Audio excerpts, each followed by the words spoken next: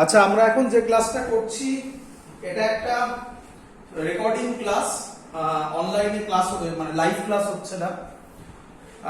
যেটা আমরা বলবো সেটা হচ্ছে গিয়ে ফ্লুইড ডাইনামিক্স এর আন্ডারে যে পোরশনটা অলরেডি করানো হয়েছে আগে, তারপরে এই পোরশনটা অ্যাড হবে। যেটা একটু ইম্পর্টেন্ট জিনিস, ভালো করে বুঝবে, পুরোটাই পরীক্ষাতে দেয়। তো কি আজকে আমরা এখন যেটা শিখবো সেটার নাম হচ্ছে প্রথমে কন্টিনিউইটি ইকুয়েশন।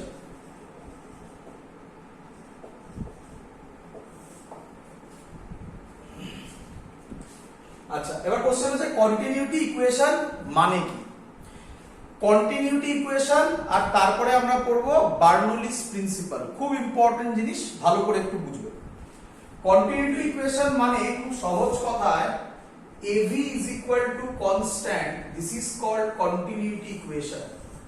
A মানে কি? A মানে ক্রস সেকশনাল এরিয়া কোন একটা পাইপের, V মানে হচ্ছে ভেলোসিটি এট দ্যাট পয়েন্ট। তো area, cross sectional area into velocity is equal to constant. Clear হলো না জানি, ক্লিয়ার করছি। বাট কন্টিনিউইটি ইকুয়েশন আর বার্নৌলিস থিওরেম বুঝতে গেলে আগে যেটা করতে হবে তার কিছু লজিক আছে, সেই লজিকটা আমি সাইডে লিখে রাখছি। কি? নাম্বার 1, তোমরা আমাকে বলো, a car moving with speed 40 kilometre per hour. একটা গাড়ি 40 কিলোমিটার পার আওয়ারে মুভ করছে। So what is the distance travelled by that car in 1 hour? 1 ঘন্টায় গাড়িটা কত ডিসটেন্স যাবে? Answer 40 kilometre. Simple thing. তাহলে আমরা কি এখান থেকে এরকম কোন কনক্লুশনে পৌঁছতে পারি যেটা স্পিড সেটাই হচ্ছে ডিসটেন্স যদি টাইমটা ইউনিট টাইম হয়? ইউনিট টাইম মানে কি? ইউনিট টাইম মানে হচ্ছে 1 আওয়ার, 1 সেকেন্ড, 1 মিনিট, এরকম কিছু। ফর এক্সাম্পল আরেকটা, a car moving with speed 2 metre per second. তাহলে আমি কি বলতে পারি that the distance traveled by that car in 1 second is equal to 2 meter? Clear আশা করি। তাহলে আমরা কি কনক্লুশন লিখতে চলেছি? ইন ইউনিট টাইম, খুব ইম্পর্টেন্ট কথা, ইন ইউনিট টাইম ভেলোসিটি বা স্পিড, এখানে স্পিড বলো, ভেলোসিটি নয়, এখানে scalar, speed is equal two distance travelled. Distance travel মানে আমি তাকে লেন্থ বলতে পারি, আশা করি ক্লিয়ার। ডিসটেন্স ট্রাভেল মানে তাকে আমরা লেন্থ বলতে পারি। চলো আর একটা লজিক, সেটা এই লজিকটা এখানে লাগবে, না লাগেও করা যায়, বাট এটা শিখতে হবে, তবে তুমি ডিফিকাল্টি লেভেলগুলো অ্যাচিভ করতে পারবে। নেক্সট নাম্বার 2, ডেনসিটির ফর্মুলা মাস বাই ভলিউম। তাহলে কি আমরা বলতে পারি ডেনসিটি যদি হয় মাস বাই ভলিউম, তাহলে কি আমরা বলতে পারি for unit volume density is equal to mass? দেখো ভালো করে বোঝো, যদি V1 হয় তাহলে rho is equal to m, for unit volume density is equal to mass. তো এই দুটো লজিক একটু মাথায় রাখতে হবে। চলো চলে আসি কন্টিনিউইটি ইকুয়েশন। তো কন্টিনিউইটি ইকুয়েশন খুব ইজি। কন্টিনিউইটি ইকুয়েশনকে যদি একটু ফিল করতে চাও তাহলে তার পারফেক্ট এক্সাম্পল হচ্ছে, আশা করি অনেকেই বাড়িতে পাইপ দিয়ে গাছে জল দিয়েছো, পাইপ দিয়ে গাছে জল দিয়েছো। তো ধরো পাইপ দিয়ে জল বেরোচ্ছে, পাইপের মুখটা যদি আমি হাত দিয়ে একটু সরু করে দিই তাহলে কি হয়? জলটা আসতে যায় না জোরে যায়? অ্যান্সার জোরে যায়। এটাই perfect example of continuity equation. দেখো কিভাবে আসছে। তো ধরো এটা একটা পাইপ, পাইপটা কি পাইপ? নন ইউনিফর্ম ক্রস সেকশন, কারণ এখানে যে ক্রস সেকশনাল এরিয়া সেটা যদি A1 হয়, এখানে ক্রস সেকশনাল এরিয়া A2, দুটো ক্রস সেকশনাল এরিয়া সেম নয়, তাই তার নাম নন ইউনিফর্ম ক্রস সেকশনাল এরিয়া। আমি ধরলাম এখান দিয়ে আচ্ছা সব মোশন কি motion? Streamline motion. Streamline motion কি আমি আগে বলেছি তোমাদের, সেখান থেকে দেখবে হোয়াট ইজ স্ট্রিমলাইন মোশন। আচ্ছা এখানে ধরো ভেলোসিটি হচ্ছে v1, এখানে ভেলোসিটি ধরলাম v2। ক্লিয়ার? লিকুইডের ডেনসিটি ধরলাম রো, রো হচ্ছে ডেনসিটি অফ লিকুইড। ক্লিয়ার একদম?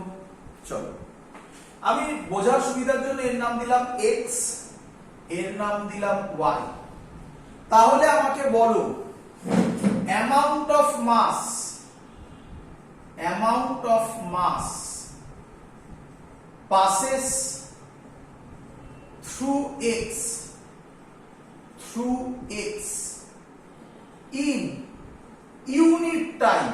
এক এক বই এক এক রকম ধরে করে, আমি এখানে ইউনিট টাইম ধরে করছি, কোন বইতে ইউনিট টাইম ধরে না করে ইন ডেল্টা টি টাইম করে, তাহলে একটা টাইমের এক্সট্রা প্যারামিটার আসবে।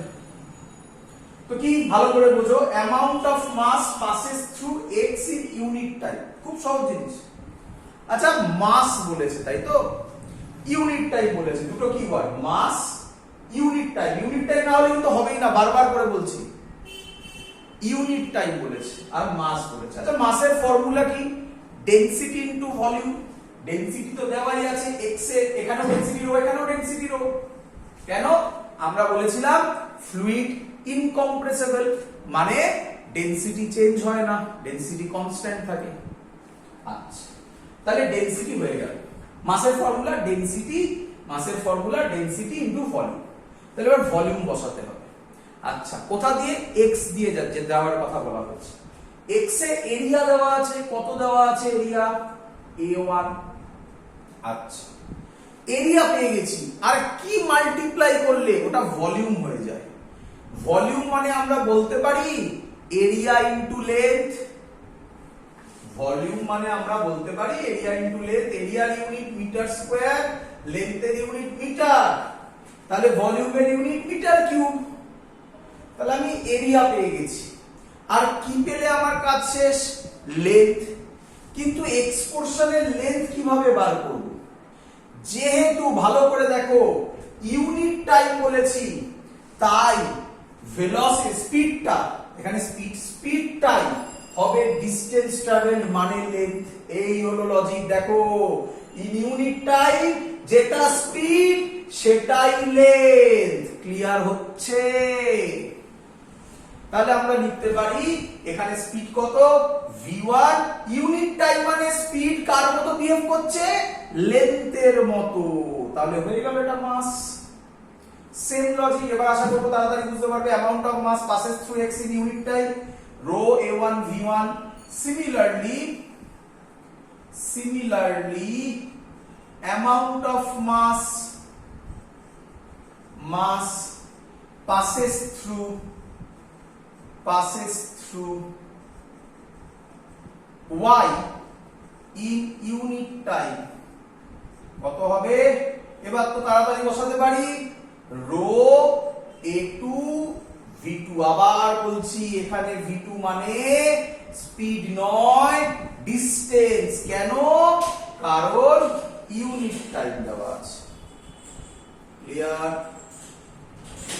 ফর নো অ্যাকুমুলেশন, যদি কোনো অ্যাকুমুলেশন না হয়, মানে এখান দিয়ে যত লিকুইড ফ্লো হচ্ছে এখান দিয়েও তত লিকুইড বেরোচ্ছে, তাই না? আমরা যখন পাইপ দিয়ে জল দিই, পাইপে যত লিকুইড ঢুকছে তত লিকুইড বেরোচ্ছে।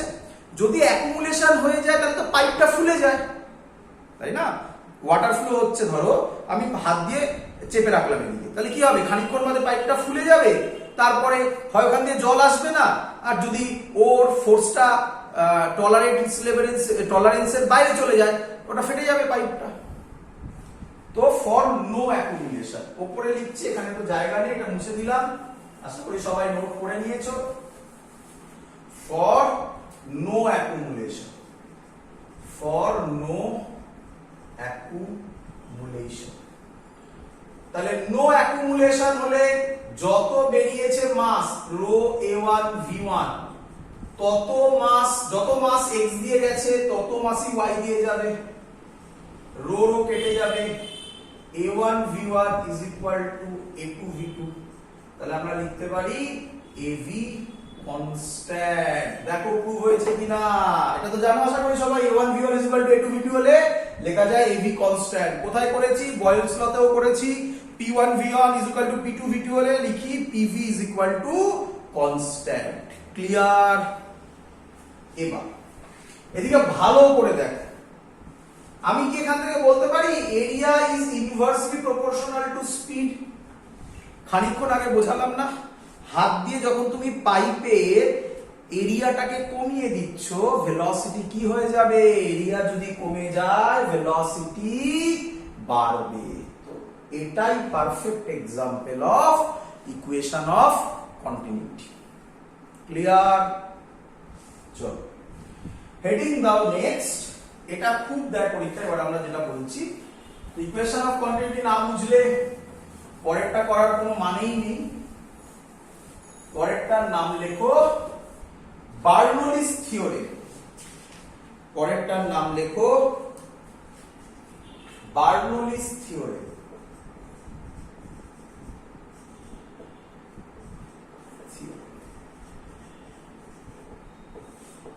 বার্নৌলিস থিওরেম বা কেউ কেউ বলে বার্নৌলিস প্রিন্সিপালও বলে, একই ব্যাপার। বার্নৌলিস থিওরেম বা বার্নৌলিস প্রিন্সিপালও বলে। আগে বলে রাখি প্রিন্সিপালটা কি। প্রিন্সিপাল বার্নৌলিস প্রিন্সিপাল খুব ইন্টারেস্টিং।